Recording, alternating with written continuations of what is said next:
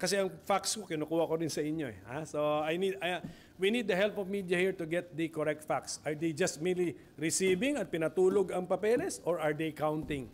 Ako, ang pag-understanding ko, they are already counting.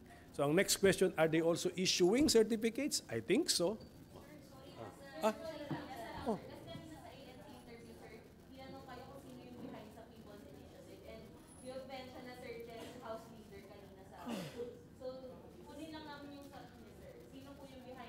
Ganito kasi may mga lahat kaming 24 senators nationally elected kami. Pero din naman ang contacts naman namin kalat-kalat din naman sa bansa. All 24 of us iba-iba, di ba? Iba-iba. Eh, ang feedback na nakukuha namin very uniform and very consistent eh. Sino ang kumikilos na supervisor sa baba?